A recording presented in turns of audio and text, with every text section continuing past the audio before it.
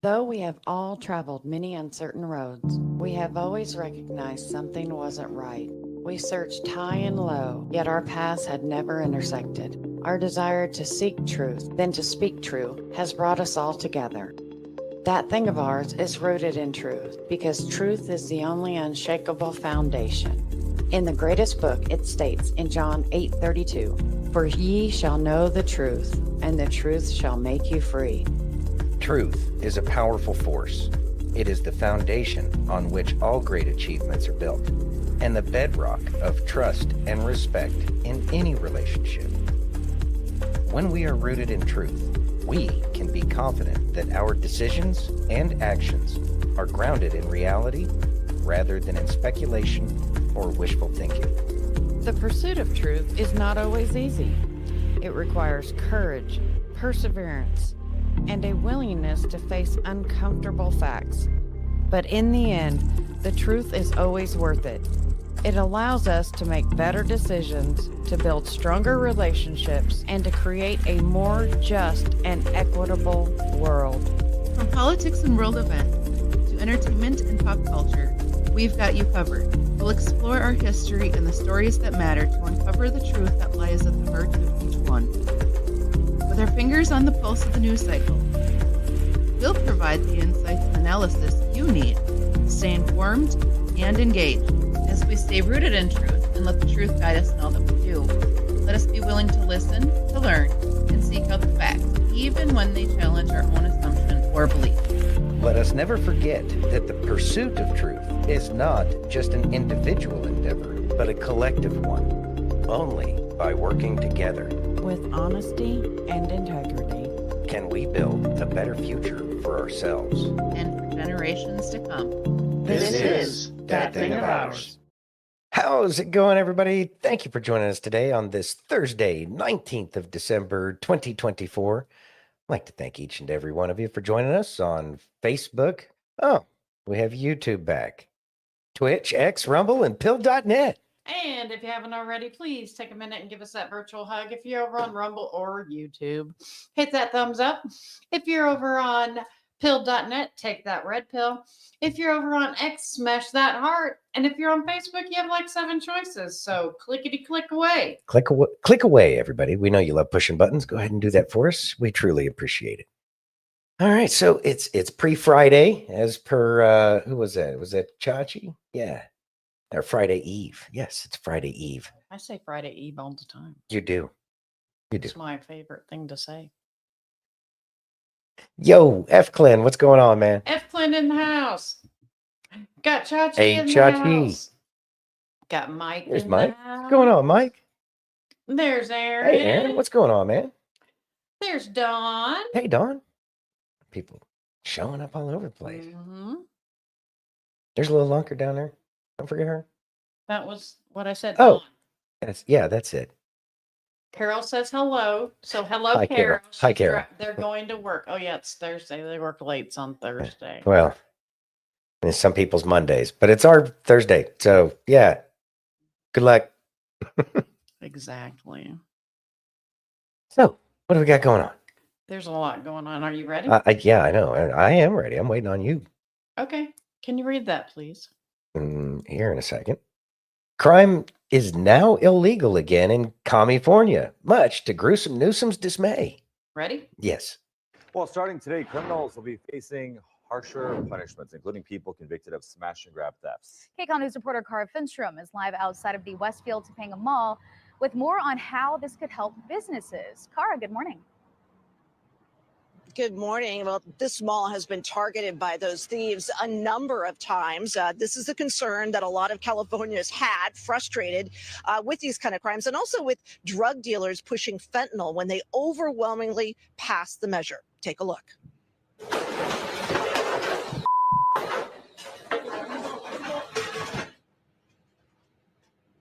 Scenes like this, mobs of thieves tearing through California businesses, made national headlines. Backers of Prop 36 say prosecutors need more tools. Under it, 2 prior convictions for theft can now lead to the third being charged as a felony. It essentially attempts to undo parts of Prop 47, which loosen such penalties around these type of crimes. Governor Gavin Newsom was among those who opposed Prop 36. He raised concerns about small-time thieves filling overcrowded prisons, stressing the financial and other costs. Prop 36 also increases penalties for some drug charges, including those involving fentanyl, and gives judges the authority to order people with multiple drug charges to get treatment. Local governments are reacting, ramping up to start enforcement. Sacramento County's DA and sheriff stressed the thefts hurt businesses and consumers. Over the last 2 years, California businesses have lost over $15 billion to retail theft. Again, it takes effect today. California's Attorney General also put out a law enforcement bulletin instructing different agencies across the state on how they can use this. Okay, Carl, thank you so much. Thoughts? All right. Well, who'd have thought they lost bunches of money because they let people ransack businesses? Yeah, and I'm sure that each one of those small business owners got reimbursed, through the insurance companies and all that other crap, real easy and everything, right? And they're just trying to clean house, trying to clean out the small businesses, because the only businesses that are probably getting the insurance on that kind of crap are going to be the large stores. It's something California has been doing to itself for a long time. And I know that the people of California, the good people of California, have no desire to have any of that crap going on in their world. They're just stuck with it. And what can they do? But the thing is it's like they agree with a lot of these things as well. And they have this real, altruistic kind of view of reality. But it's not real in a lot of ways. It takes away the very human nature of things that are going on.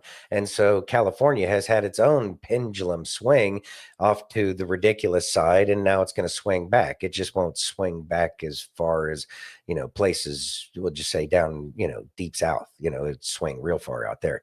But that's one of the things that makes America great is the fact that we do have this space for all of these various types of opinions.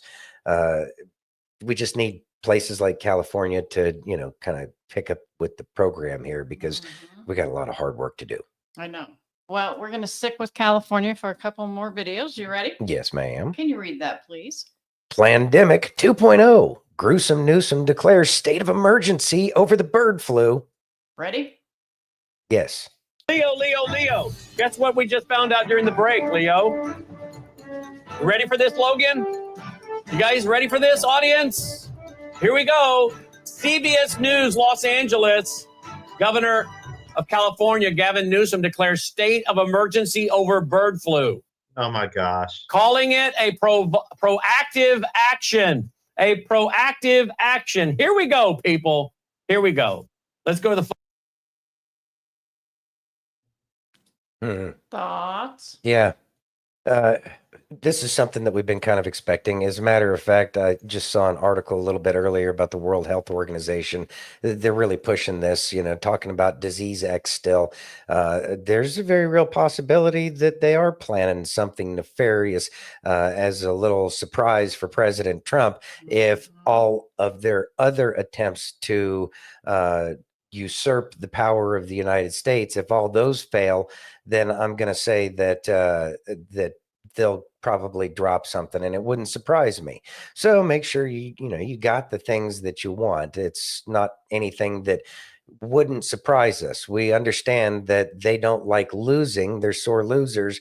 And so they're going to, say, okay, well, F us, no F you. It's their mentality. It's how they act. F. Clint says, man, fuck that guy. OMG. Yeah. Exactly, Don. This is a test. This is a test. Definitely planning something. Yeah. We can see that. We know who they are. Ain't going to fly this time. I don't think it's going to fly this time either. I agree you're right, Chachi, but these people in California, they can be a little cuckoo. Well, it's not just the California thing. It's about them releasing some kind of a virus. I do believe that they're going to release something. But my thoughts on this is that a lot of their funding has disappeared for a long time. And if all of that funding has disappeared, then I don't know if they're going to have been able to do all the things that they wanted to do. Mm-hmm. Californians will bend the knee. I'm starting to think that they might be getting fed up with it. I really do. I think California is finally going to stand up. Well, speaking of financial stuff in California, Financial stuff in California. can you read that, please? Here in just a second. Need to just keep the mouse over there. All right. Exposed massive Commiefornia money laundering scheme under guise of ending homelessness. Ready? Mm-hmm. I think I just discovered a massive money laundering scheme in California, and it has to do with this homelessness. Some of you may have seen this headline: $24 billion gone missing. Gavin Newsom, no idea where it is. And this money was supposed to have gone to tackling homelessness. Well, I think I may have just discovered what happened to some of that missing money. Okay, so this is San Diego Mayor Todd Gloria.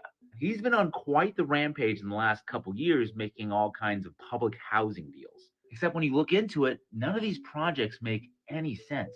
For example, $145 million for 407 units. Here's another one, $150 million, 270 units. This is absolutely bonkers. How is this going to solve anything? I mean, you walk around East Village in San Diego and it looks like a freaking dump. But that's not even the whole thing. It gets even weirder. In all of these public housing projects, there's one investment group that pops up over and over again, which is the Chelsea Development Corporation. Chelsea Development Corporation. Chelsea Investment Corporation. So I go to their website and they say, Chelsea Investment Corporation is focused on creating and preserving high-quality, affordable rental homes.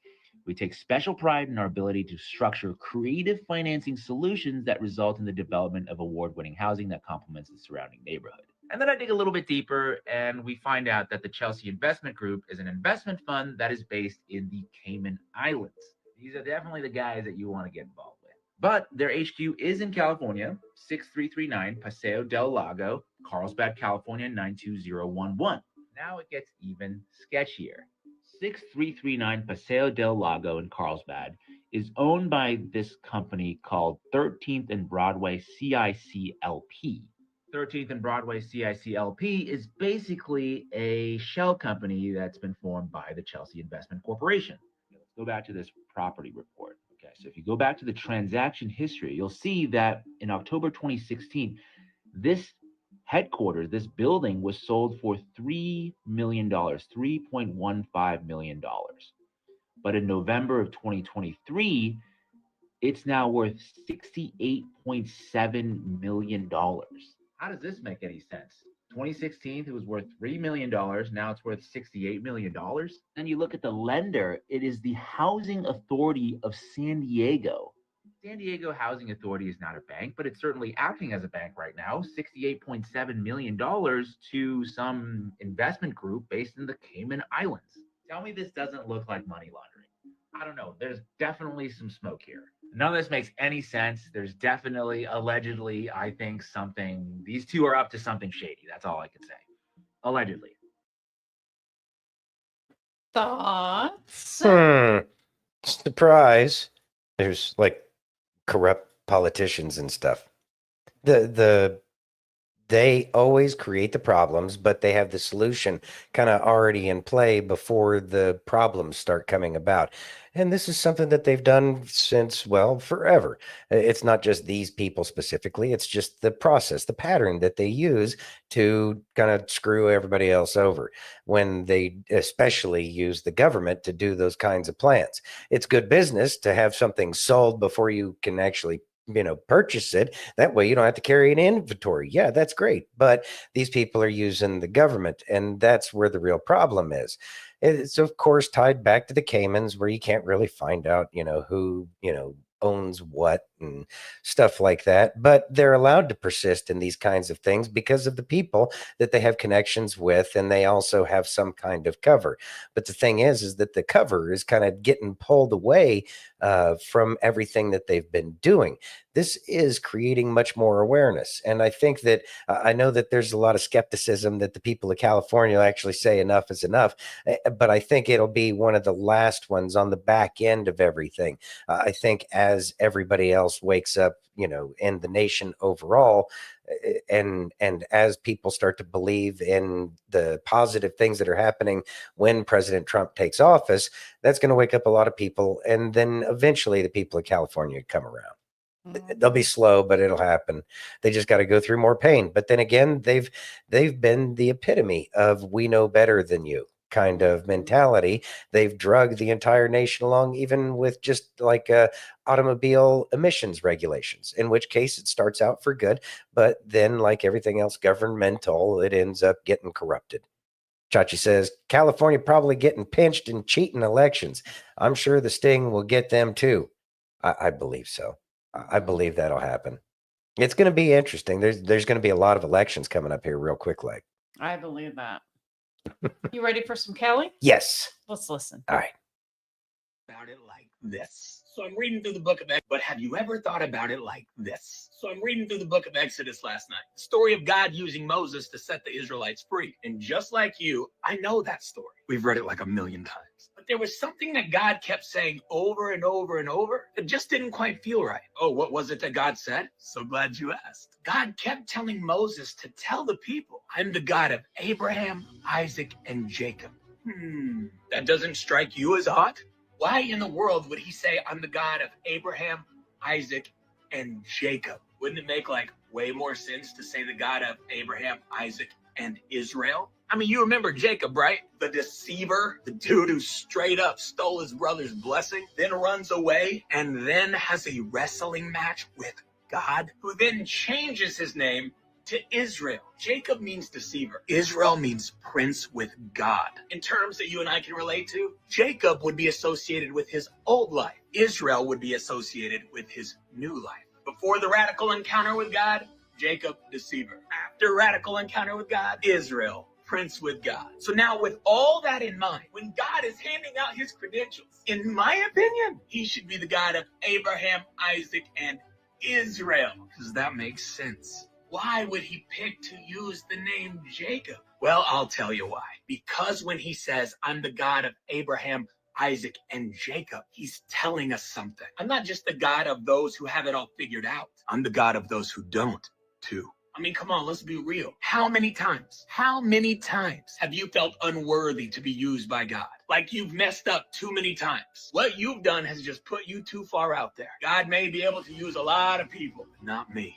You see, it's for people like you, people like me, that he said, I'm the God of Abraham, Isaac, and Jacob. You see, here's what I want you to know. God sees you right now, today, in the middle of your mess. And he says, I love you. I have a plan for you. A plan to prosper you, not destroy you. I know what you've done, but don't forget who I am. I'm the God of Abraham, Isaac, and Jacob. I'm the God of those who haven't figured out, and I'm the God of those who don't. And just like God changed Jacob into Israel, he's got a plan to make you a brand new person too. So let me encourage you today. Don't buy into the lie of the devil that God can't use you. You have not messed up too much. You have not gone too far. He's the God of Abraham, Isaac, and Jacob. Maybe all you really need is a radical encounter with God.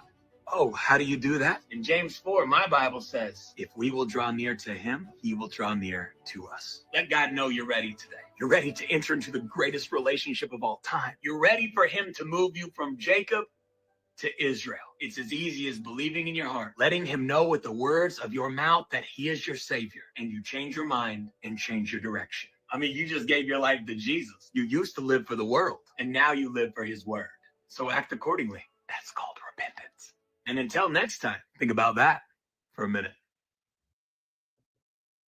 Thoughts? Awesome. Hi, Miss Steph. Hey, Steph. Man, I love Kelly. I never thought about that he became Israel, but he's the God of those who don't even necessarily follow God. And that's something to really keep in mind. And that explains on our journeys. I know my journey specifically, I wasn't really much of a believer. I believed in God, but I didn't believe any of the stuff that I had heard. And so he loved me, he chose me, I didn't choose him, and now it's something very different, but that's because he never gave up on me. And so even though I wasn't a believer at the time, the fact that he was still there for me says a lot. I can't say that I understand what his plan or ideas are, but praise be to God, and that's probably for each and every one of you. He loved you even when you didn't love him. Or maybe you always loved him and always had that close relationship. That's amazing. That's great. I'm kind of jelly, but I know I'm not supposed to be. So, there's that. Well, there is that. Yeah. You ready? Yeah. Can you read that, please? Congresswoman Anna Paulina Luna says disaster relief will come even if was that CR dies. Oh, okay. Continuing resolution. Ready? There we go. Thank you. Yes. Doing a quick update here before the local press tries to spin this. So the current rendition of the CR is actually being pulled from the floor. It's not even going to be coming to the floor for a vote because it was so bad and there was so much backlash, not just in Pinellas County, but across the country against it. So I just want to assure you that we will be getting the funding for FEMA. We will be getting the funding for Pinellas County Beach Tree Nourishment and also SBA, but it's going to be coming in a different bill. And also to reassure you, we have a great working relationship with President Trump and this incoming administration. So have no fear. We will be providing all of the services to Pinellas County. If you still need help with FEMA, we'd be happy to assist that as well as any other member of Congress in regards to reopening your claims. But the current, again, rendition of this CR was terrible. It's going to be rewritten and we will be getting that funding for you guys. Thoughts? It's actually nice to hear from a representative. At least she's saying something, and she's already trying to give us hope, and granted it's Pinellas County, but she's representing them would be my assumption. Mm-hmm. Yeah. So you would be correct. Yeah. So she's talking to her constituents. It would be nice to have a politician that does something like that, but they're very busy because they have so many constituents that they have to worry about that they can't really be bothered to take the time with which to address each and every one of our needs all of the time.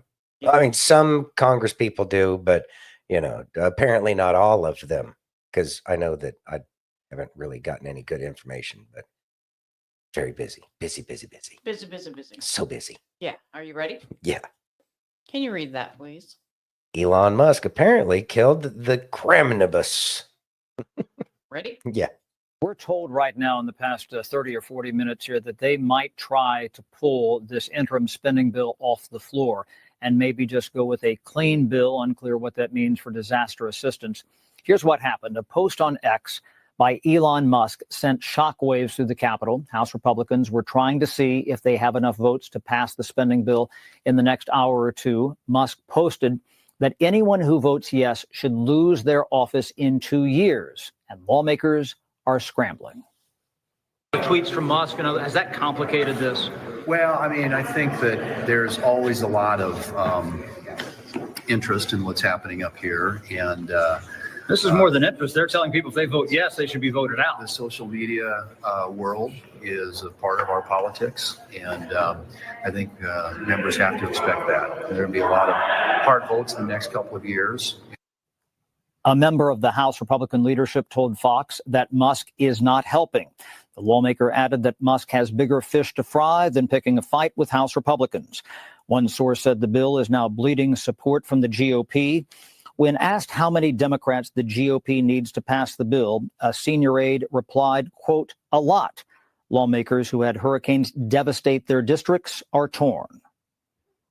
The fact is that, look, this is a sandwich. I don't know how else to say that. We're being forced into this position. They could have done a standalone. They did this because they knew that it would put members in this position to support it. We're damned if we do. We're damned if we don't. Now, the bill has about $100 billion in disaster relief, nearly $30 billion to restock FEMA's coffers, and there are lots of health care provisions. Jamming everything together in one bill means some Republicans will not support Mike Johnson for Speaker in January. Have any other of your colleagues said that they're not voting for Johnson? Expressed? I've talked to a few, who don't seem like they're going to vote for him. You have to ask them. I'm not going to betray anybody's position. Will you just vote president or will you vote someone else's name? I'll vote for somebody else. Now, Johnson can only lose one vote and still win the speaker's race on January 3rd. Some Republicans ask how things are different with a spending bill like this under Johnson than former House Speaker Kevin McCarthy. The funding deadline is Friday night. Neil? Thoughts? What was it that his very political way of calling us riffraff, that social media world or something like that? What an ass. Look, I get it. You don't like the fact that the people have like their own mind and thoughts and everything that don't make you as our king. But we just weren't raised that way. The social media world is gaining because of that very mentality. And it's Elon Musk. Yes, he is great, but there's hundreds of thousands of people out there who put their voice out there that even millions more agree with.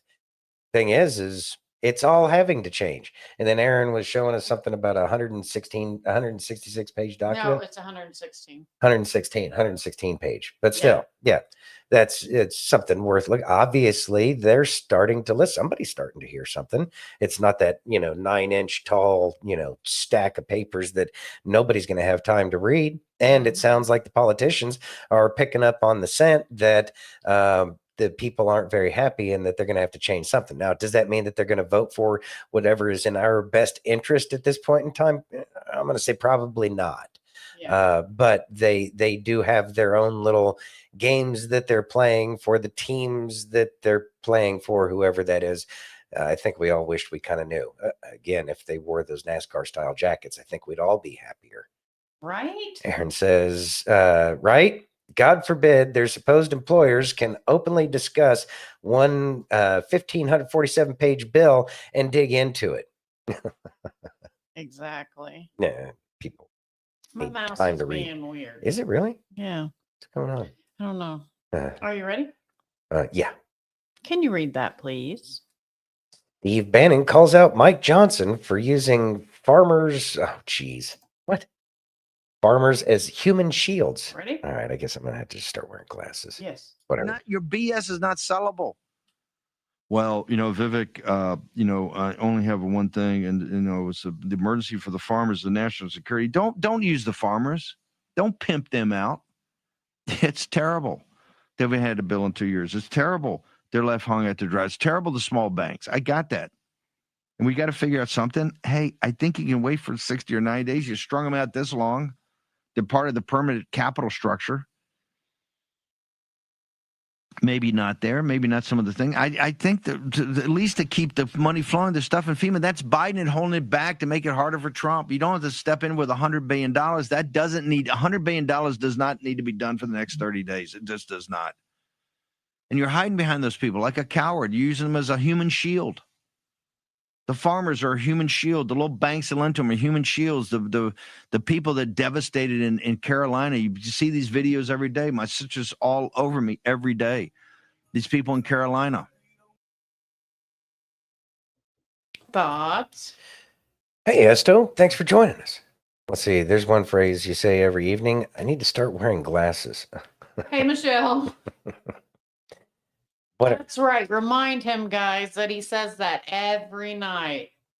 Anyway, so despite my struggles with not wanting to wear glasses and the fact that the only readers that I have are actually K's because I broke mine a long time ago. All right, I'm glad we got all this fixed. Anyways, Speaker Johnson's an asshat. That's why he's on his way out. He's using farmers as a human shield, like he says. Who uses the farmers as a shield? Like what? This is a new low. It's like the farmers, they give us food. It's like in the military, you don't talk shit to Doc. You don't talk shit to Doc because you might need him one day. You make sure Doc's happy. Same thing. The farmers, I mean, they're doing the food thing. It's like we should be happy that they're there and we should make it easier for them, as opposed to making it easier for the big corporations that have been screwing them over forever and a day. But maybe it's screwing over Monsanto in the meantime. I have no idea. We'll see. We'll see how it plays out in the end. Exactly. You ready? Mm-hmm. I got Craig. All right. Let's listen.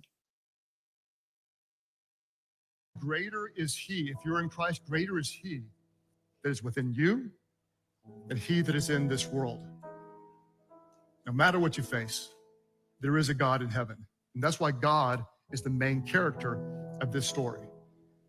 And because our God is a good God, a loving God, a righteous God, a God of compassion and a God of mercy and a God of justice, because our God is always faithful, you can stand firm and you can love well, because you may be forced to live in Babylon, but you don't have to let Babylon live in you. That's awesome. Yeah. We do live in Babylon. It's where we're at. It may not be the same name and it may not be the same characters, but we are obviously living in some form of Babylon, a modern Babylon. And that is part of the path that we as human beings clearly have to go throughout history. But we learn lots of things, and it is about whether or not we turn to God. And the way we know whether or not we turn to God is if he gives us that deliverance. And we get that because even though we live in Babylon, we do not let Babylon live within us. No more beautiful way he could have said that. That was amazing. Wasn't that good? Yeah, that was awesome. Okay, hold on. I'm pilled. Okay. You ready? Hello over on Pilled. Can you read that, please? Maybe not. Want me to go get your glasses? No. Tom Homan says Trader Joe is the first president to unsecure the border. Ready? Yeah. Joe Biden's first president came in office and unsecured the border. And people ask me all the time why. I think they see a future political benefit. I think they think these people will be future Democratic voters, number one. Two, but we don't even have to get there, right, Tucker? I mean, when Biden signed over 90 executive orders, getting rid of everything we did, he also overturned the Trump census rule, where millions of illegal aliens be counted in all these sanctuary cities, which is going to result in more seats in the House for the Dems and the reproportionate seats in the House. Can that be undone? Oh, yeah. I think President Trump needs to get, when he gets back in, when he needs to establish the other census rule, illegal aliens should not be counted in the census. Thoughts? They should be counted in the census. Of course they should. How else are we supposed to know which doors to knock on when we tell them it is time to exit? Right? It was actually a favor that happened because, they made it all love, peace, chicken grease. Yeah, you're going to get all this free stuff and it's okay. We just, want to take account. That's all we want to do.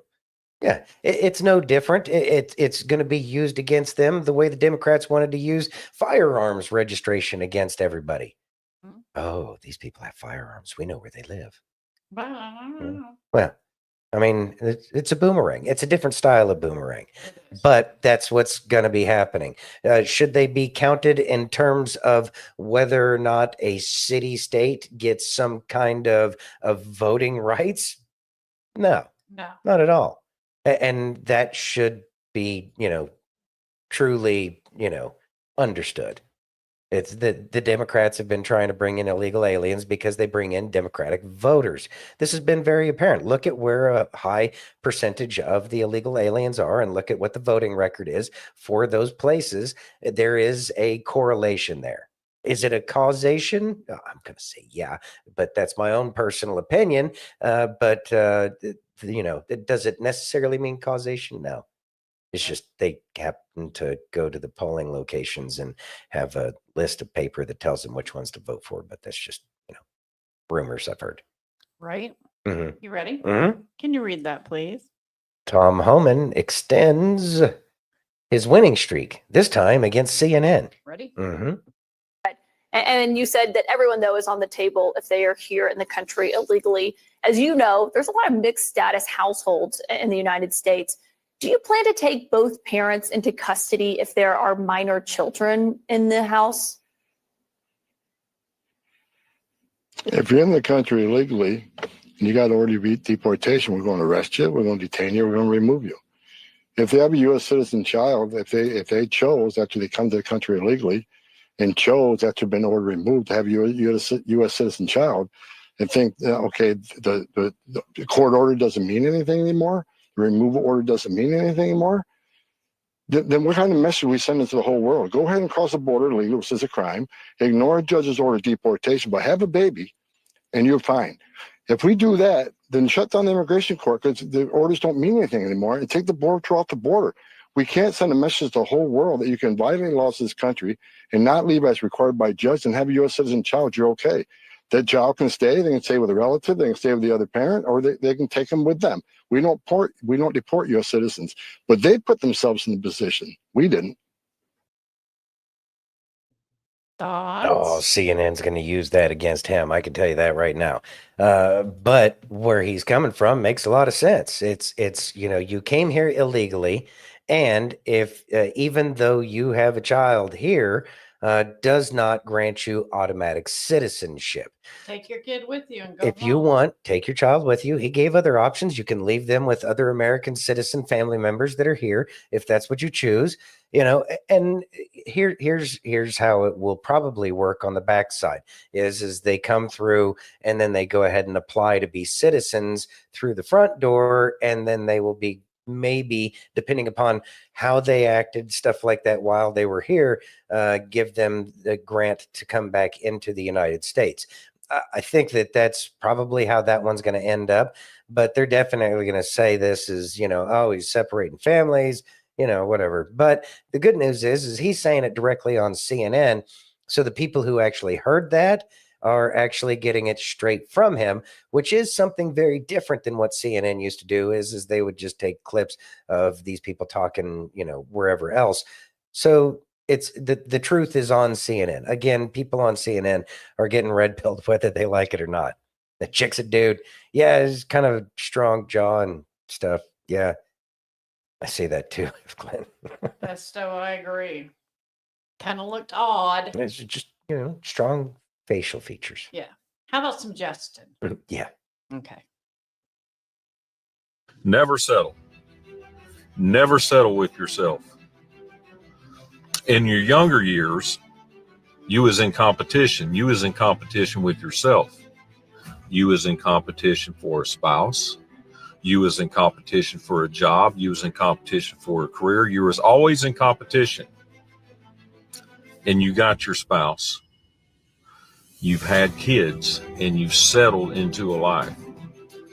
That's completely normal and actually completely healthy to settle. But now you find yourself 40 and 50 years old and the rug got snatched out from under you. And now you're single again and you don't know where to start. Oftentimes you're in a settling mindset because that's where you've been for a big part of your life. Never settle. What happens is when your world changes, you have a settling mindset and you'll often settle for the wrong person. What I have discovered at going through divorce at 50, and I'm 52 now, but going through a divorce at 50, I had two choices. I could stay in a settling mindset. I could feel sorry for myself. I could take the crumbs that life gives me, or I can hit a reset. And I can look at everything that I've went through as a learning experience. I could see the 20 years that I invested, obviously with the wrong person, that I can turn my life around and find the right person and invest 20 years into them. But first I had to start with myself. I had to start competing with myself again. And one thing that I've learned is that when you compete with yourself, you'll find the best version of yourself. Thoughts? Really good. There's a lot going on there, but I'm trying to process a lot here. So the problems that we go through are what mold us into who we are. And we have to take those lessons and not be bitter about them. And we need to extrapolate the lessons that we get. And the lessons that we get sometimes might be the red flags that we see to prevent us from going through the same mistakes. And it doesn't even have to be a relationship. It could be with or a love interest. It could be a business relationship. It could be any number of things. Even the articles that we purchase, there we might find that if we buy the cheap, wish.com kind of stuff, that, hey, it's garbage. We should probably be a little bit more careful. I remember Kay bought one of these. She bought a watering can. She bought a watering can and went off of the picture, and it wasn't. And this was on Amazon. Oh, she was so pissed. You were so pissed. And when it showed up in a box, it was about that big because she wanted to water the plants. It was a lot of trips she had to take that day, but the plants got watered, just in case you were concerned. But these are the red flags, and we end up paying closer attention to a lot more of the finer print in life. And that's really what the point is of all of that is that we can't be bitter about these things. We have to be able to laugh at ourselves about it and learn from it, so that way we don't have to go through the same crap over and over again. I mean, unless you enjoy getting screwed over by purchases on the internet, then by all means. Yeah. Chachi says, God gives you the quiet time to reflect on what's really important to your, most folks don't know what they want. They know what other people think they want or should have. But yeah, that's the truth. Yeah, we're always experts on trying to fix everybody else's life, aren't we? Yes. I'm glad I'm not the only one, Dawn. I was so mad. Oh, she was hot to trot. Yeah, She I was so hot. A redhead that was spicy. Surprise. Yes. Exactly, Aaron. Tons of those deceptive products on Amazon. They won't let me write reviews anymore. Gee, I wonder why, Aaron. Maybe this quiet time is I a good love you, opportunity to Aaron. reconsider. Love you, man. You ready? Yeah. Can you read that, please? Yeah, Aaron can be spicy. He can. He really is my brother from another mother. Something. All right. Here we go. In Tampon Tim's, Minnesota, female inmates are forced to shower with male sex offenders. Well, aren't they having fun over there? Ready? What a bunch of bullshit. I know. Just let's go. Female inmates at a Minnesota prison are being forced to share showers with a 53-year-old man convicted of murder. Genevieve Gluck with Redux is reporting that Bradley Richard Servio, who is serving a life sentence for beating a man to death with a hammer before lighting the house on fire to cover up his crime, was transferred into Minnesota's only women's-only prison, MCF Shakopee, last year after he began identifying as trans. Female inmates report feeling violated that they are forced to shower with Servio, who admittedly had anger issues when he was housed in the male estate. One female inmate, whistleblowing under the name Letitia, said, quote, "No surgery has been done whatsoever. He is fully a man and still has a man's body part attached to him. He acts like a man, sounds like a man, behaves like a man. It's because he's a man." Bradley Servio said, "I've been on hormones and wearing women's underclothes." Prison officials ignored the concerns of women like Letitia, who was reportedly told, quote, "There's nothing the authorities can do about it unless something really happens to me." At least 6 men have now been transferred into the Minnesota Women's Prison since 2023, half of whom are serving or have served time for charges related to the sexual abuse of children. Another woman inside, going by Carrie, said, quote, "I just don't understand why the Department of Corrections would put violent men and sex offenders around all these women." Bradley Servio, who calls himself Aurora, was transferred into the women's prison 5 months before the state's new gender identity policy was put into place, meaning they sent him there to live and shower with women because they wanted to. The trans activist nonprofit group Gender Justice, whose 2022 lawsuit against the Minnesota Department of Corrections brought about this policy change, received nearly $500,000 in taxpayer funding from Governor Tim Walz's administration as part of a settlement. Gender Justice argued that the Department of Corrections was discriminating against yet another trans-identified male inmate, Christina Lusk, by housing him with other men in the male estate and denying him access to sex reassignment procedures, including vaginoplasty. The new policy also forces female staff to perform strip searches and pat-downs on these male inmates, as it states that, quote, incarcerated people who are transgender, gender diverse, intersex, or non-binary may request that they receive pat or unclothed body searches from security staff of a specific gender. As female inmate Carrie stated, it's sad that the staff doesn't care about how we as women feel. For more pro-woman, pro-child safeguarding news and commentary, please visit redux.info or visit us on X at ReduxMag. Thoughts? So, comment I typed in there is exactly how I feel. Hey, look, congratulations, your surgery got approved for this afternoon. So we're going to go ahead and get you into pre-op now. Mm-hmm. Yeah. I like Aaron's ideal. What's At that? a practice school. At a practice school. Is that a shiv? Or are you happy to see me? This. Tampons. I don't even man. understand how they can get away with this. It's like, I know. It's and bullshit. yeah, there's got to be a lifer there somewhere who's just like, I feel this thing right here. It's there we go. Whatever. Anyways, I don't understand. I really don't see how, but that he looks like a Bullshit. Yeah. Exactly. He looks like he's a big scary dude in a women's prison, and I'm sure that has a lot to do with it. But you know what? It's respectful that they're not doing that right off the bat, despite the fact that everybody knows what these guys are trying to do. They're trying to think it's a little bit safer over there, and I don't think that's the case. But we'll see how it plays out. I pray that everybody ends up safe. Exactly. I fear what they're doing because we already know. Right. Are you ready? Yeah. Are you sure? Yeah. Okay. To celebrate the new year, we're having the biggest sale ever on overstock clearance and brand new products. For example, save 60% on our Goose Down comforters, the best comforters ever. They go perfectly with our MyPillow bed sheets and duvet covers. Save 25% on our brand new kitchen towels. They're made with the same technology as our famous My Towels. Our initial quantities are extremely low, so get them now before they go. Our seasonal flannel sheets are finally in. You save up to 50%, and they sell out fast every year, so order now. They're truly the best flannel sheets you'll ever sleep on. Or save up to 80% on all our clearance items.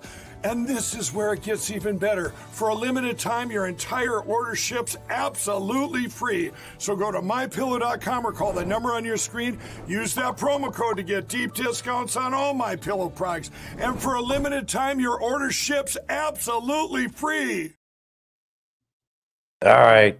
Y'all know how we feel about the MyPillow stuff. Mike Lindell's a great dude, and that's why we put him up here, because we support, and not only that, we use the products, and we are truly fans of everything that's there.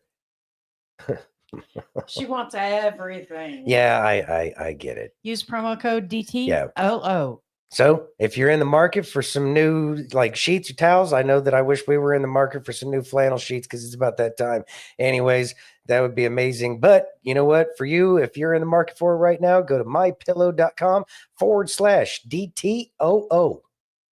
Aaron says, have not had a single product from MyPillow that I was unhappy with. They are great. Thank you, Aaron. That's awesome. I do truly appreciate that. You ready? Sure, Mike Lindell does as well. Can you read that? Yes. Did you want me to read that now? Yes. Oh, okay. Christian actor Neil McDonough says Sylvester Stallone is a beast. Ready? Maybe. What is Stallone like to work with? Oh my gosh. I always say pound for pound, my favorite actor I've ever worked with is Kevin Costner. Kevin's just one of those guys who listens so well. He gives back. He's so prepared. And I just loved working with Kevin the few times I worked with him. And then Sylvester Stallone comes along, and you can't find a guy who works harder than Sylvester Stallone. He's so prepared. He's always on time. He always has his family around, which I love. Yeah. And as do I. So, Reve and Jennifer are always hanging out on set, or the kids are hanging out. It was just, it was a fantastic year. I really enjoyed it. I'm so looking forward to going back next season and to work with Taylor again, and David Glasser, who's one of the greatest producers in the history of producing. and I get to work with Sly, who's just he's unbelievable. He really is. He's unbelievable. At 78 years old, he has more energy than you and I combined. amazing. He's a beast. Yeah, it's amazing. So, Thought. I need to hit the damn gym so that way when I'm 78, I feel like that too. Right? I mean, it should be, doing these kinds of things on a daily basis. But anyways, you know what? He brought up Kevin Costner, which is interesting, gave him a lot of praises because I've never heard anything about him, McDonough, Neil, right? Never heard anything about him negatively. Right. Right. And now Sylvester Very Stallone. Christian. Yes. He won't kiss or anything. Yeah, he 'cause won't. He's married. Yeah. He just told Hollywood, stuff it. And that's great. And I think that that's going to be really important. What's going on? Thank you, always in Texas. Hold on. What? Oh, wow. I'm over on Pilled. Oh, okay. Hold, please. Well, hello, always in Texas. Thank you for joining us. Gifted the phone for the flannel sheet fund. Oh, you're amazing. Thank you so much. Merry Christmas. To you. Thank you very Thank much. you, That's always in amazing. Texas, and we're so glad you're here, by the way. Yeah, thank you. We're just happy you're here. Yeah. That's more really cool. important to us than the phone, I promise you. Yeah. So what does this do for you going back to the Sylvester Stallone thing? Because I was kind of always wondering about Sylvester Stallone, but I also know that Sylvester Stallone didn't start out in the normal movie kind of world, is based off of my understanding. And that, that's why he had to do Rocky, so that way he could create something for himself and talk about an amazing story. And the guy's really done a lot of stuff. So I never heard anything specific about Stallone. Right. What do you think? Honestly, And what do y'all think? I haven't heard anything bad about him. Mhm. He hangs Can around they see Trump you a while you lot. talk about this? This thing here with the camera. There we go. He talks about Trump. He hangs out with Trump a lot. He wants good things for America. So I don't know. You don't know. Yeah. All right. So you ready? Yes. Hold on. What did Esto say? Esther said, just saw a TikTok with Arnold Schwarzenegger in New York City. He hasn't aged well. Looks like a bad, sad Santa. What a contrast to Sly. Yeah. And Aaron says, the Chrome withdrawal. Yeah, the Chrome withdrawal. Yeah, I know. That he was one of the first ones that I had heard about that was like, I loved Schwarzenegger. Well, Lunker thinks he's legit. Yeah. Is it really him still? Oh, man. Sly or Arnold, Chachi? Arnie? Yeah, I don't know about Arnie. I don't know. Yeah. I don't know. If Arnie couldn't keep his supply going, then that really says that there's very few people left, if any, that are able to get that supply that they need. Exactly. There was that image of Sly on a plane with a woman waving from behind the book that looked just like Diana. That's right. That's why I like Sly. Gotcha. So maybe that's why they call him Sly, because he was sly enough to get out from underneath it. Okay. All right. Chachi said Sly. F Plum said either one would be hard to body double. Yeah. Exactly. Okay. All right. Want to read that, please? Maybe. All right. Johnson & Johnson was caught adding cancer-causing carcinogens to their sunscreens. Ready? Make your own shit, folks. Yeah. Johnson & Johnson is adding cancer-causing carcinogens to their sunscreens? That doesn't make any sense. Or does it?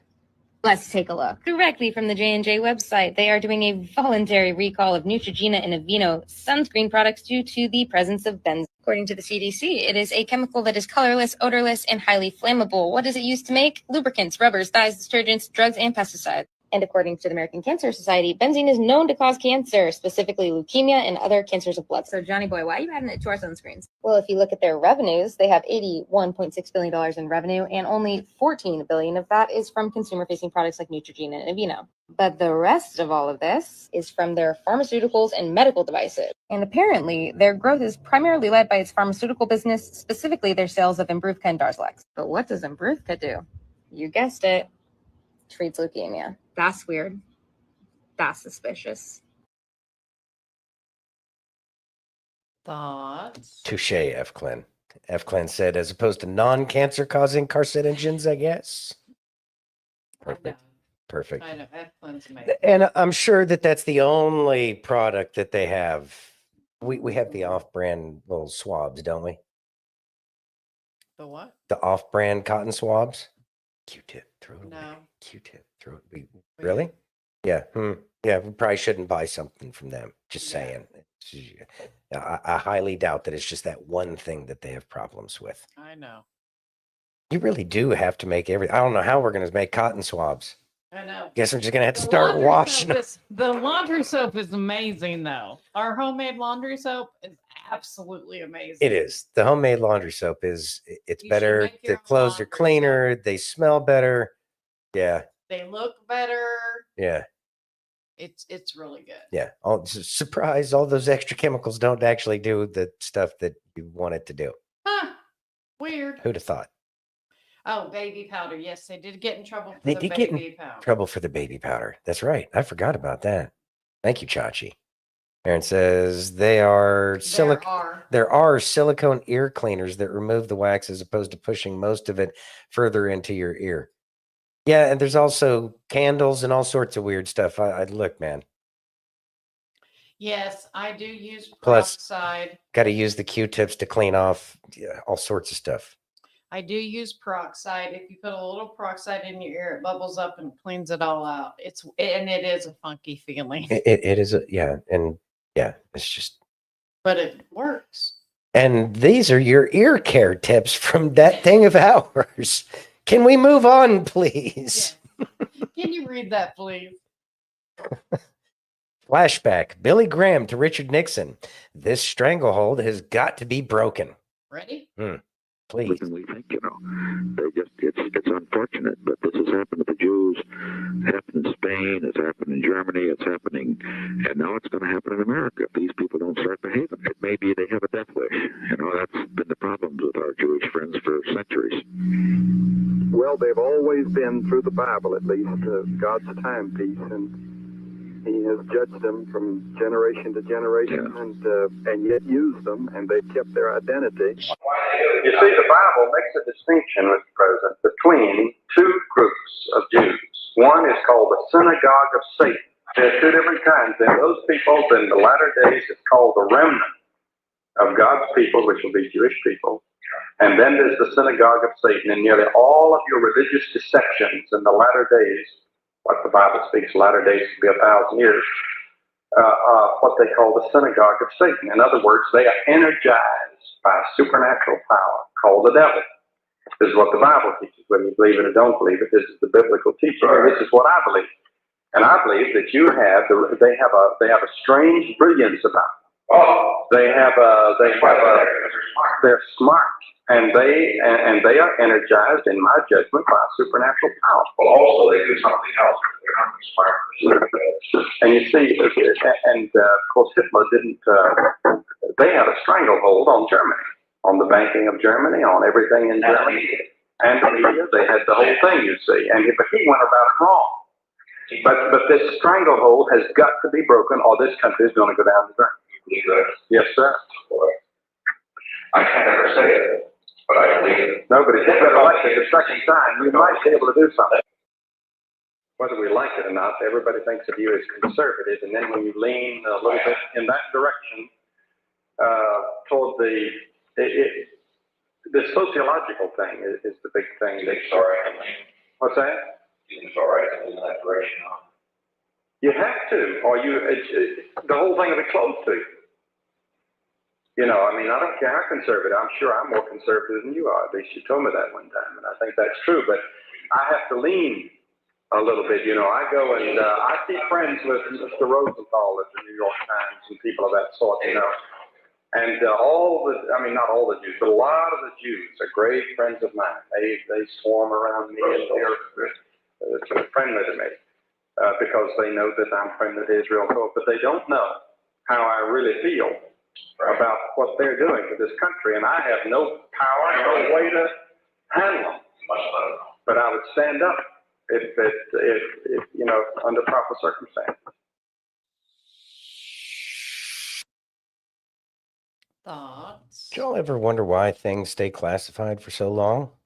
That would probably be one of the reasons why we don't get to hear, because there's this thing going on in the background.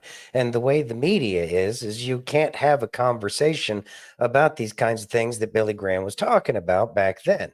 So that's why when he was talking to the president, that is a very sensitive conversation, especially, then while both of them were still alive, could have absolutely destroyed anything that either one of them had done, let alone would have ever been able to do. But they were speaking what they understood to be the truth. And even then, even though they were talking amongst themselves, they were still dancing around the things that they were afraid to speak of. It is a difficult conversation to have because it can always be twisted on you. But the thing is really what the differentiation is it's not about any specific religion. It's about the way the religion that they practice is practiced. And that's what makes it a difficult conversation, because they hide under an umbrella of Judaism, right? And it's not all of any one group. There are good Khazarians as well. Chachi says Khazarians are Indo-European, not Semitic genetically. Correct. Hey, what's up, Brother Bill? Thanks for joining, man. He's listening and lurking and working. Lurk away, sir. Thank you for joining. We appreciate you. Anyway, so it makes it difficult to have the conversation because it's one of the protective measures that have been put into place that people can't even talk about it. But we also know that the things that we can't talk about are the very problem. That's why they don't want anybody to talk about it. It's an interesting dance, but have you noticed how many of these things are starting to become more of a mainstream kind of thought process? People are, even on YouTube, there is a differentiation between the two different kinds of Judaism. So that's I think that this is a long-term project that's being worked to get people to wake up to the concept once all of these people start to get arrested. I think that it's being played out, but it's a careful dance, a waltz, if you will, that requires perfect timing for the people to be taken out from underneath the slavery system that we've been put under. And it's probably going to involve a lot of the Rothschilds. Aaron says, many people will go along to get along until someone stands up and speaks up. And often they wait to see if that person disappears or gets ruined first. Sadly, but that's how that game is played. Exactly. Yeah. You ready? Mm-hmm. Let's listen. People think that marriage is the upgrade for them to become something better. All that thing is going to do is pull back the sheet on who you really are. So you have to make sure that your preparation in the time of being single is one that is intentional, where we do what? Spend time with God, spend time with yourself, and then you can be focused on loving others. When the last time you went to the movie by yourself? When the last time you took yourself on a date? Some of y'all like, that doesn't even make sense. That just, take myself on a date. Just go somewhere you ain't never been before and eat and think about your life and ask yourself questions. Why did I respond like that? Find out about you. Can I give you two of the most amazing words that you can ever have, whether you're single or married, but will really help you in your singleness? Self-aware. Self-awareness is one of the biggest epidemics in the world. Like, you don't know how you make everybody else feel. You don't know that you stink. Like, we all smell that. You didn't smell that? Like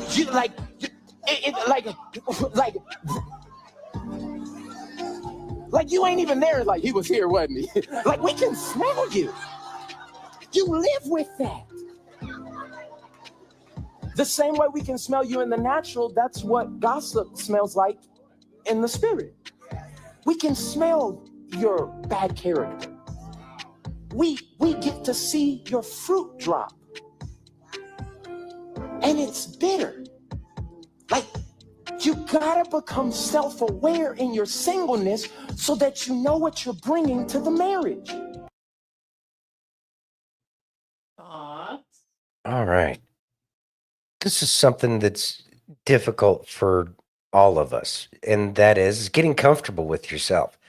Getting comfortable with yourself is probably one of the best ways to increase your quality of life.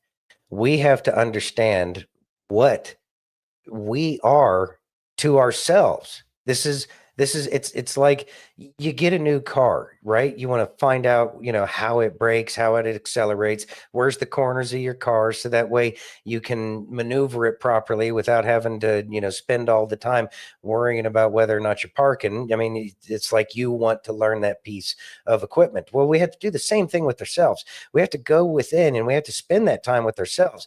And spend that time with ourselves does not mean watching TV by yourself. It does not mean playing video games with or by yourself. It does not mean reading a book. It does not mean listening to music. It means sitting there in silence and breathing and really listening to what's going on. And there may be a lot going on inside your head. And that's where you need to learn how to file or organize. Okay, well, that doesn't mean anything right now. How is that going to help? Okay, this is something that I don't have to worry about now. And you need to get to a little bit more of a quiet place. And really, that's meditation. But you got to find out who you are. And then once that happens, then the fruits of your labors are more free, and you don't have any kind of immediate rejection with your whatever it is you're trying to present. You find that life starts to flow a little bit more smoothly. So make sure you're spending that time with yourself, because we may want attention from this or that or the other person, but we have to be comfortable with ourselves without worrying about anybody else. We shouldn't worry about anybody else. We may have a spouse or a significant other, and it's great to spend time with them, but you have to know who you are, so that way you can spend time with them and they can spend time with the actual version of you. Ready? Yeah. Can you read that, please? I can barely hear you. Can you read that? Here we go again. What? How about that? Hello. Okay, there we go. All right. Anyways, say again. Can you read that, please? Luigi Mangione perp walked with heavy NYPD security and Mayor Eric Adams. Ready? Yep. Account of federal murder through use of a firearm, a firearms offense as well for using a silencer and muffler in the alleged murder, as well as 2 stalking charges as well. His newly retained attorney, Karen Agnifilo, suggested that federal charges in this case would be overkill. I just want to note, you see New York City Mayor Eric Adams not far behind Mangione there. Again, a very large law enforcement presence. This was an incident that sparked worldwide attention as Mangione was able to get away soon after the murder, clearly in what was a calculated move, as well as investigators finding key details in the search for him. That book bag in Central Park full of Monopoly money, one interesting detail. I believe Bryn Gingras is still. Thoughts? So this was very publicly done, and with all of the arms and everything, trying to show, it was a show of force without a doubt. They're drawing attention to it. And it's okay to, such a dramatic scene. Exactly, F. Glenn. They're trying to draw the attention to it through all of this drama. This is designed specifically for people's consumption. This is for people to consume. And it also is a fairly okay distraction from the drones, unless they would have had a, drone fly by. That would have been kind of funny. Maybe we can put that order in that a drone flies by in front of one of their distractions. But anyway, I do think that it is. I think it was Aaron that said that to expose the corruption in the health insurance, it doesn't need much, really. People already don't like the insurance companies, because I can't think I've ever heard of anybody saying, I had this great experience with my insurance, company. I haven't heard that. So Yeah, Oscar worthy. Exactly, Esto. Okay, we're sidetracked now. Aaron says, also the amount of fans he has because of how effed our healthcare is. Making this stuff public making his stuff public can be a good way to root out others that have the same proclivities. Mm-hmm. That could be.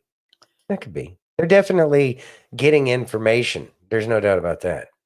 Esto says, I see he's struck a chord with Gen Z. Yeah, but I don't know if it's Gen Z so much as that age. Everybody loves Robin Hood, and he's being painted as a Robin Hood, even though it's completely fabricated. We see that it's fabricated, kind of like what was it up there in Chicago? Had the noose around his neck and everything. Oh, Smollett. Smollett, yeah. I see a lot of Smolletting going on. Yeah. Yeah. You ready? Mm-hmm. Let's listen. And here we go. A Georgia Court of Appeals has disqualified the Fulton County DA, Fonnie Willis, from that election interference case. It's coming down right now. The case against Trump and more than a dozen others already largely stalled, as you know. The new ruling means that it will be up to the prosecuting attorney's council in the state of Georgia to find another prosecutor to decide on the case, to take it over and make a decision as to whether or not they continue with a prosecution of the incoming president. Thoughts? So I guess we're done with that big Fannie Willis now. Hmm? Probably won't hear a whole lot about her for a little while until the boomerang comes around and we find out and all of the corruption gets exposed. She's going to be playing a big part here come January, February timeframe. And that's, that's good. At least this part of the play is over. Sadly, Kay made us listen to Cackling Kamala yesterday. Hopefully we don't have a whole lot more of that in our future. It's she was destined to go away. We watched the other lawsuits get dropped. It was bound to happen, but they couldn't do it, boom, boom, right after he got elected, because that would look highly suspicious, as if it doesn't look suspicious enough already. But the good thing about that is it's making people ask questions. Why is this happening? Well, you'll find out. Yeah. Man. She is super cringe. She is super cringe, and I agree with Steph. Amen. What? I agree with Don too. She is super cringe. I'm sure she was popular. You ready? Yes. I got sassy earmuffs. Yeah.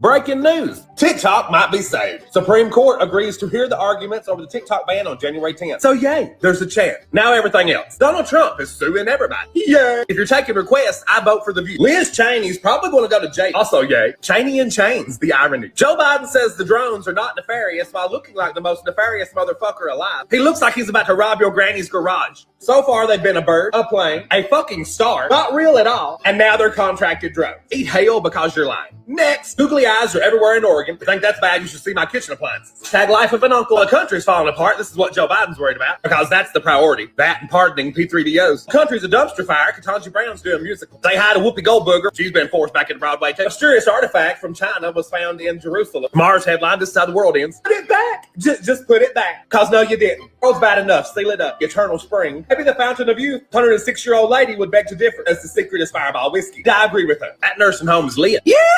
1 in 5 adults have genital herpes. Never been a greater time to hover. I'm looking at all y'all in my comments. It's actually lower than I imagined. Luigi's going to jail. You'll have to get wet from prison. Say hi to JC. I'm the diddler. The Pope is praying. Just stop. You done enough damage. Russian general got blew up on a scooter. That's some Fortnite fuckery. A man has been caught. Probably not guilty, it's Russia, but he's been caught. Herschel Walker, ambassador for the Bahamas. That's fantastic. Who's Herschel Walker? 28-year-old news anchor died of an aneurysm. At this point, if you're over 20, you're just lucky to be alive. They've raised over $100,000 for Luigi's defense. Some of you bitches are so hard up. Get a life, you filthy hoes. Trump literally broke Canada. Their entire government is falling apart over one statement about tariffs. 12 people are dead from carbon monoxide poisoning from some resort you ski in. Always check those batteries. Stanleys are fucking up and melting your skin off. And if you live in California, you're probably fucked. Because Joe Biden passed the mandate to have electric cars by the year 2035, which at this rate, nobody's going to make it to. Toodaloo, that's your update. Thoughts? I don't even know what happened there. It was just lots of headlines. Mm-hmm. I mean, what? Just that things are ridiculous? Yes. Yeah. My apologies for not having a whole lot more on that. Yeah. I like the word fuckery. Yeah, he used that one a lot. Yeah. It's true though. Everything he said. I mean, Trump did break Canada, which is hilarious. Canada, the whole Canada thing is hilarious. And I'm starting to take it seriously that Canada. So how would that work out? How do you think that would play out? I don't know because there's Canada, the country, but how many province or whatever they have? Provinces? Yeah. Well, yeah. So they got like 11 provinces and so many territories or whatever. Yeah.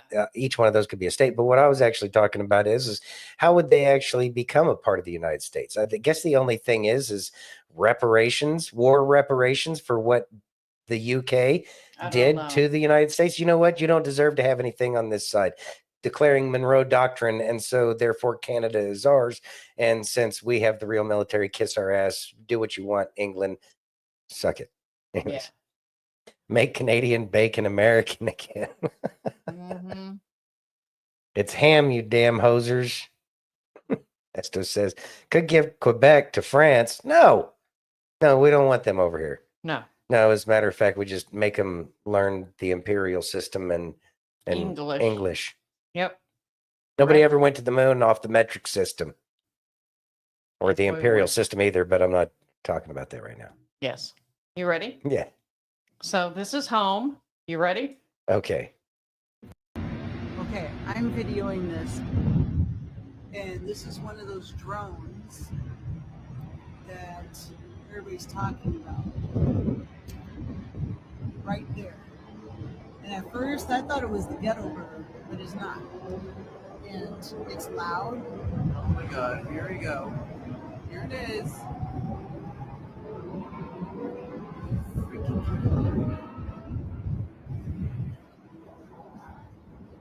What is that?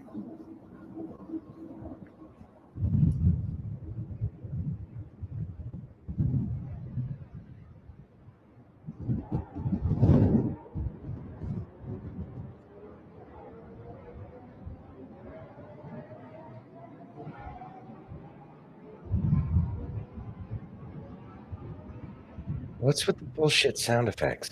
No.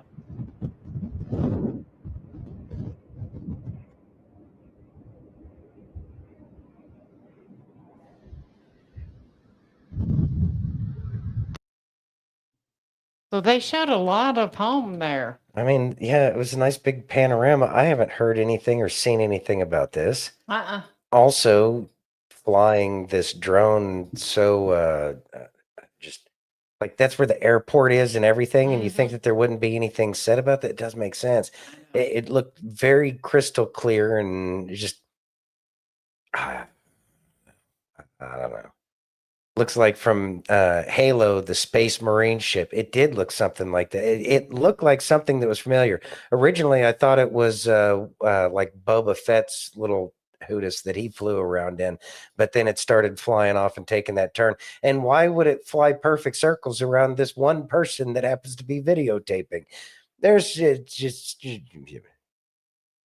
call bullshit. Top says Canada is nothing to be scared of. They are as real as birds these days. Hey, Canada doesn't play around when they decide to actually do something. Don't let that niceness fool you. That cold pisses them off. F. Clint says, we like our UFOs blurry, damn it. But that's because we know nobody knows how to focus a camera when they're taking video of a UFO. Chachi says, pretty awesome job keeping that shot in frame, right? Smack dab in the middle. Yeah. Esto says, saw this on TikTok and comments were asking if AI generated. Going with AI on that one. Yeah, because it's not passing the sniff test. Exactly. We would have heard something. Yeah, somebody would have said something. We live here. Yeah, we live here. No damn. Here, let me tell you this about the drone BS that's going on. Notice that a lot of them are flying around where the U.S. military bases and where 17. China has, well, yeah, that was the news article today, was around 17 U.S. military bases where there's Chinese farms that are right near them. But I can assure you, there's not one single Chinese-owned farm inside of Nevada. And there's farmland out here. But I think that the government would draw a line with the state of Nevada because all of these toys that they don't have just a little bit north of Las Vegas.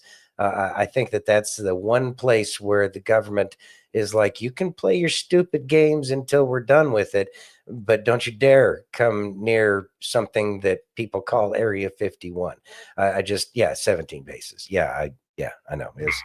We weren't blind to that either. Yeah, exactly. Are you ready? Yep. Let's listen. As night fell, it took the sun's warmth with it. Mary shivered and winced from the pain. The contractions had begun. The time was near, and Joseph knew that he had to find a place for his betrothed to give birth to their son, to God's Son, the Savior of the world. Wrapping his cloak around her shoulders, he reassured her that he would find a place for them to spend the night. She knew it was unlikely, as every single place was filled to capacity with scores of people like them who had traveled to Bethlehem to be counted in the census. Caesar had decreed it, and nobody was willing to disobey Caesar. Still, even with the odds stacked against them, finding a warm and cozy bed on that poor night, she trusted Joseph, and even more so God. Even if it meant going through the pains of childbirth in a cold, dark, and musty stable. And that's exactly what happened. This young teenage girl, cold and afraid, clung to the strong hand of Joseph, drawing just enough strength and courage to push, not just once, but again and again and again, until finally, with beads of sweat intermingling with tears of great joy, the little baby Jesus entered the world, setting in motion a chain of events that would change the destiny of humanity for eternity. Today, as I studied the Christmas story and tried to picture if this might have been how this night looked way back then, one of my all-time favorite Christmas songs came on the radio. As if on heavenly cue, the notes and lyrics of Mary Did You Know filled the room as well as my heart, and I began to ponder what Mary might have actually known.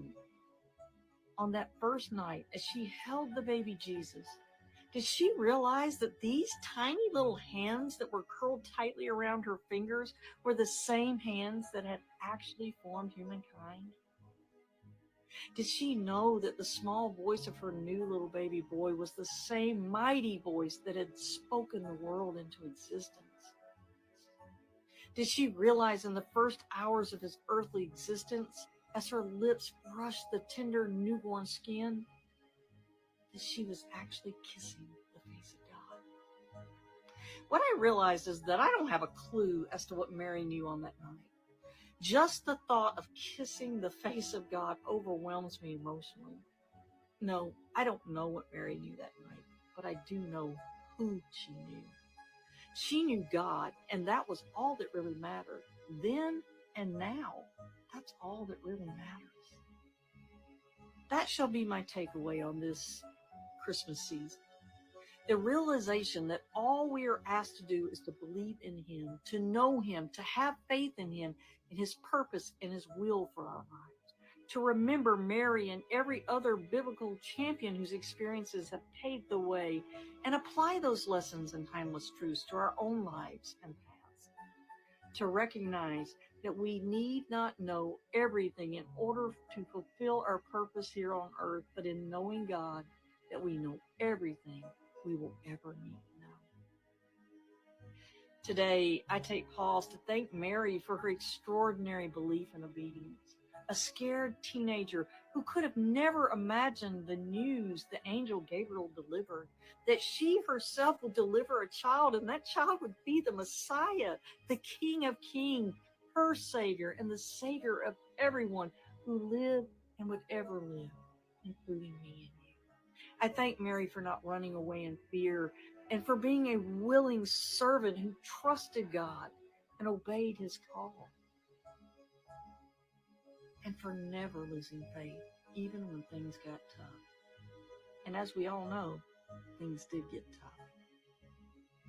Lord, I pray today for the strength and obedience of Mary, so that all of us may reply to you just as she did in Luke 138. I am the Lord's servant. May it be as you have said. Fill our hearts, Lord, with your presence and with courage so that we may fulfill your purposes just as you have written. Happy birthday to you and Merry Christmas to us all. Amen and amen. I love you guys.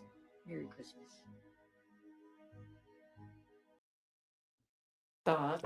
Who is that? What is her name? That was amazing. She like spoke in cursive. That was beautiful. I know. Okay, so let me.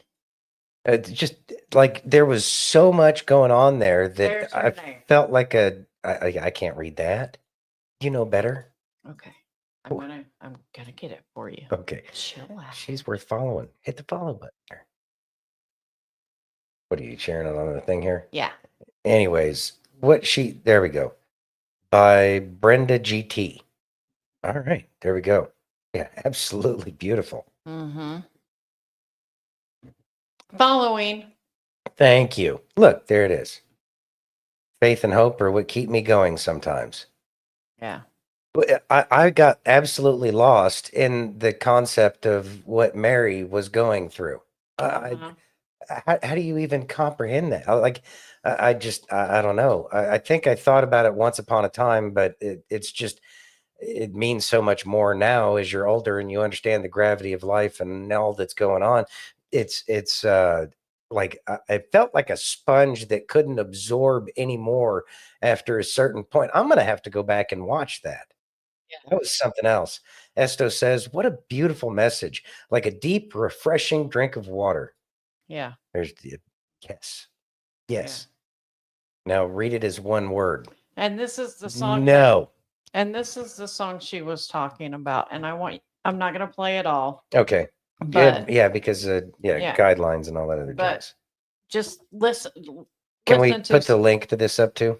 I will. Okay, thank you.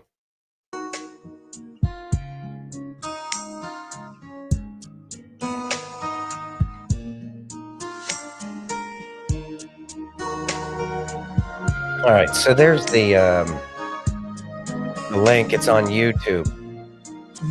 See if we can't get a. That your baby boy would one day walk on water. All right. Mary, did you know? Hold on. Your baby boy have to worry about the kinds of things here. Or I can just continue to talk over it so that way we don't get strikes like that. Yeah, thank you. All right. Anyways, beautiful song. Yes, please go listen to it. And the actual group that did it, listen to that. I just put that up so the words would come up. And it is Dawn, absolutely wonderful words. They play it on the channel we listen to in the car on the message. We listen to Christian music when we're in the car. And I was coming home the other day and it came on and I just cried. Just cried. Nice. It's so beautiful. Are you ready? Whatever gets us connected. Can you read that, please? Conspiracy, actually. Ready? Uh-huh. Who is it? It's just carol singers. Oh, man.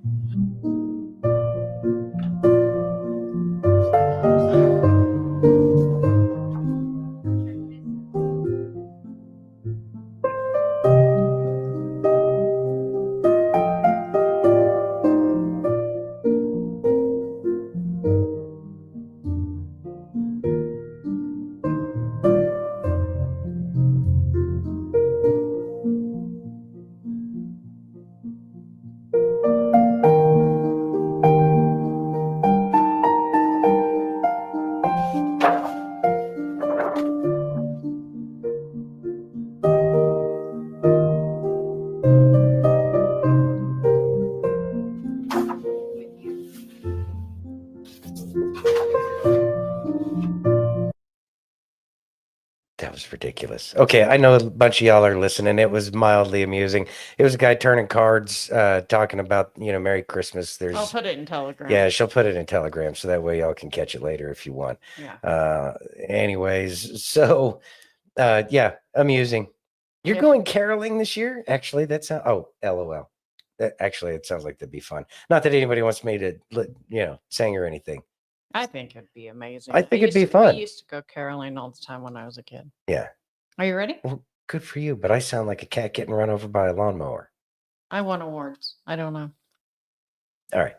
Are you ready? Yeah. See? Spoof of that cheesy movie. Yeah. Ready? Yes, I'm ready. Can you read that, please? Mandela Effect, Christmas song version. Ready? Whatever. Okay, so you have to tell me if this is a Mandela effect. So tonight I'm driving in my car, just like a quick little story, and I'm listening to Christmas music with my kids. And as we're driving, oh my gosh, there's these weird lights. I don't know how to get rid of them. Okay, so there's this, Up on the Rooftop came on, and I'm singing Up on the Rooftop. Okay, and then when it says down through the chimney with blank Saint Nick, what is the word that you remember? Like, think about it. Okay, so I'm driving in the car, and down through the chimney with old Saint Nick, that's what I sing. That's what I remember. And they kept saying good Saint Nick, and I'm like, that's weird. Is that like just this song? Because it's definitely old Saint Nick. So then I Googled it when I got home, when I wasn't driving, and it says good Saint Nick. What are you talking about? It's old Saint Nick. So then I start looking even more. I cannot find old Saint Nick. Does anyone remember singing down through the chimney with old Saint Nick? What? Good Saint Nick? What happened? Wait, Jolly Saint Nick? What happened? Hi, Agent Smith. Hey, Agent Smith, what's going on, man? Oh my goodness. All right, that's really. Oh, now we have to start over. That would be awful. Do you know where we were? Oh, okay. No, it's old. Please respond and tell me I'm not crazy, because I seriously am losing my mind. Thank you. I appreciate the response. I remember old Saint Nick. I remember old Saint Nick too. Of course, I haven't even heard the song lately, so I have no idea. But here we go with the Mandela effect again. Who knows what's going on and whatever. Because I thought that CERN was shut down. I haven't heard anything about CERN lately, so that can't be it. I have no idea what's actually going on. I don't know. Maybe the people talking about the merging dimensions might have something to it. I have no idea. There's just so many things that I remember differently, but I also think that there's a lot of effort to make these things happen. See, All Saint Nick. All Saint Nick. There wasn't even a D to it. Exactly. All Saint Nick. Yeah. Yeah. It's just weird. I thought it was weird. Yeah. More meaningless changes. I know. Yeah. All right. Aaron says the Project Looking Glass is real, and if we can shift timelines, then the Mandela effect is real, and quantum physics supports the possibility, in my honest opinion. Yep. I missed life being simple. Yeah. Why do we have to have all this shit? Nesto says, I've heard good Saint Nick, but used to sing old Saint Nick.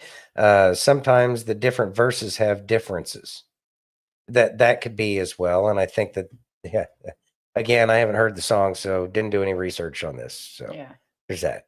You ready? But that is a very real possibility that different verses say different things. Yes. Yes. Let's go ahead and drive on. Okay. Go ahead. I wouldn't call myself a cat guy. She's not a cat.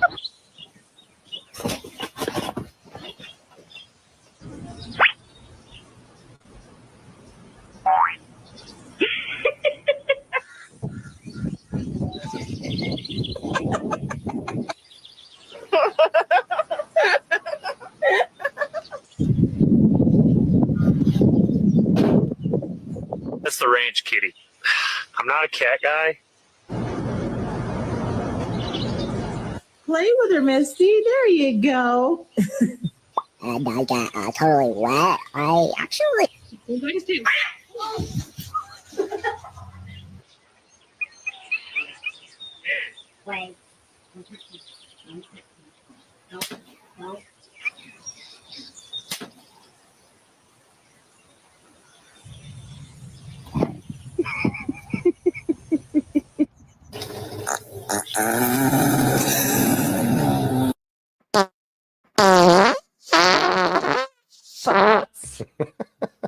All right. Y'all will have to go back and see that one. It's horses and cats in barns and the struggles that they go through is actually really amusing. Um, I animals are one of the greatest joys in life because they really show us what what natural kind of just being present in the moment can be.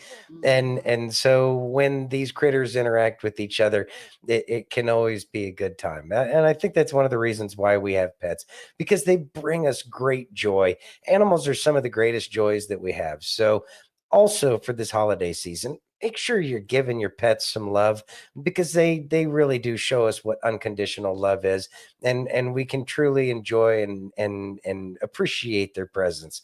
So yeah, make sure that you're giving some love to your pets too. Yeah. Aaron says, could have killed that cat if he had fired a road apple in that last clip. Yeah, yeah, that cat was not pleased with his choice of where to lay down. No. Behind a horse's ass probably isn't the best spot. Right? Just a thought. Ready? Yeah. Let's listen. God will use the things that the enemy meant to harm. Your greatest struggle will often birth your greatest gift to the world. God will use the things that the enemy meant to harm us, to hinder us, to destroy us. God will actually use those things. He'll redeem those things, the things that were intended for evil. He'll redeem them for your good and for his glory. The Bible says that God works all things together for the good of those who love him, who are called according to his purpose. See, when the enemy strikes, God turns it for our good. God turns it for our betterment. God turns it for our advancement. And instead of you saying, God, why did this happen to me? Say, God, what will you do with it? How will you use this circumstance, this situation? How will you repurpose it and weave it together for my good and for your glory? I'm waiting on you, God. I'm waiting to see how your hand will move. I'm waiting to see how you're going to part the sea so I can walk through on dry ground. I'm waiting to see, as I have my edge of the Red Sea moment and Pharaoh's army is coming against me, how will you move? How will you work? How will you display your glory even in this circumstance? God is ready to use what the enemy intended against you. He's ready to redeem it, to repurpose it for your good and for his glory. Thoughts? This is a recurring theme that we're noticing kind of all over the place, where it's about changing our focus and our perspective on the way we navigate through life by and the Bible talks about this specifically, is consider it all joy. And how do we consider it joy, especially when we're feeling pain in that very moment? And the way we do that is flipping the script inside of our head and recognizing, okay, this isn't here to make my life miserable. As a matter of fact, it's quite the opposite. It's to help me get a better life than what I had before. This pain is something that tells me it's no different than touching a hot pan on the stove. You touch it, it's hot, you realize you don't want to do that again. It's just as we get older, the pan gets a little bit more complex. And we need to not get wrapped up in the complexity of life, but really keep in mind that life can be simple and easy. We just have to follow that path, and very human nature, the path of least resistance. Hey, Wendy. She's out buying herself a present. Woot, woot. You That's go, good. girl. You should. There you go. Absolutely. You ready? Yes, ma'am. Let's listen. It's like this.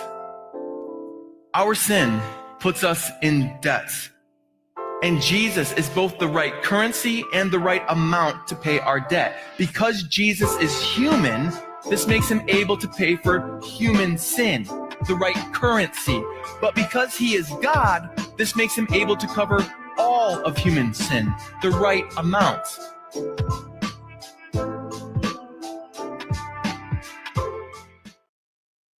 Thoughts? All right. He covers our sins. We know this. And let's see. What do I have here? Help me out, Kay. Please. The whole thing, and I think a lot of people get confused about this. Yes, he covers all of our sins, and Mhm. once you accept him as your Lord and Savior, you are saved, and you repent, but we're still sinners. That comes from Adam and Eve. Mhm. But we need to work on it every single day, Mhm. because even though he's already covered it, it doesn't give you a free pass to be one of those lukewarm Christians that, you sin 6 days a week and then you go to church and poof, I'm cured. Mhm. It doesn't work like that. You have to get your relationship with God. Yes, get our relationship, and we have to continue to do the work. We can't just rest on our laurels. That's what gets us to it. It's the same as the sin on Monday through Saturday and get forgiven on Sunday. You can't be lukewarm. You got to keep on keeping on, friends. Mm-hmm. Anyway, you ready? Yes, ma'am. So the truth about me is I never fake care for anyone when I choose to care. It's real, it's genuine, and it's because I want to, not because I expect something in return. I don't need anything from you to validate my actions or to make me feel like what I'm doing is worthwhile. What I give from my heart without any hidden motives or strings attached. I believe in sincerity, in showing up for people because it's the right thing to do, not because I'm looking for something in exchange. That's just who I am. If I invest my time, my energy, or my love, it's because you matter to me. Plain and simple. I don't play games or pretend to care just to get something back. My feelings are honest, and my actions come from a place of true intention. So when I show up for you, when I offer my support or my kindness, know that it's real. I don't need anything in return. I just want to be there because I care. That's the kind of person I am, and that's how I choose to live my life. Exactly. My camera's not working, so All right. I apologize. Yeah, I've been having a little bit of stuff So going on. it just over goes here to a anyway. black screen. Oh, there you go. So, well, there was your camera. Yeah, see, you're there. oh, I see a it. black screen. Oh, do you? Okay, anyway. Okay, anyway. So Well, what it's frozen. happens is, Never mind. Yeah, it's just frozen. okay, There what we go. happens- Fixed. Yeah. What happens when you have that kind of heart, Mhm. like I do, and a lot of our family does, is that you end up getting hurt. But remember that every person you meet is for a reason. There's either a lesson or a blessing when you meet people.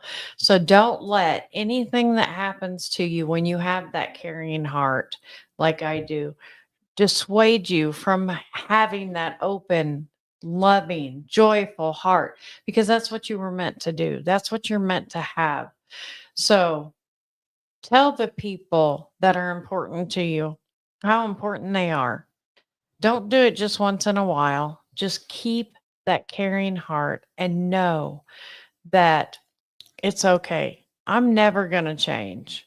Not me. I'm going to care for people. I'm going to love people, and I'm going to keep moving on.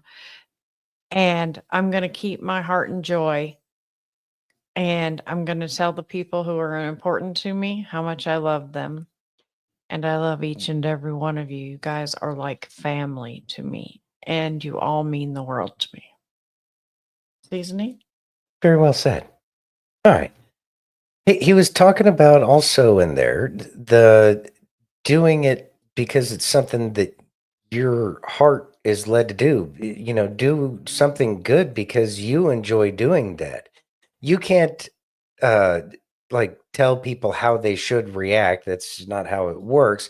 And people might, not necessarily respond in a way that would make sense. But when we do things for those that we love, it's because we love them or we love doing these kinds of things. So make sure you're doing the things that you're doing, not because you're looking for some kind of accolade or you're looking for something on the back end of that. That's never a great place to be. Make sure you're doing it because you're doing it from a place of love. Esto says, it can be so hard, Kay, when you are hurt by blood family. Yes, ma'am. Yes, ma'am. Yes, ma'am. 100%. Yes, ma'am. I agree. We know that. You're doing it for you. Just remember, it's for your heart. Mhm. It's not for them. Yeah. Hey, Dad. Hey, Dad.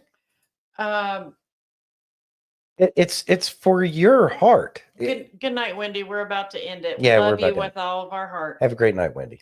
Anyways, But yeah, go ahead. When it's blood family, absolutely, it is very hard. But remember this: it is for your heart. Mm. It is not for them. It is because what is you're saying?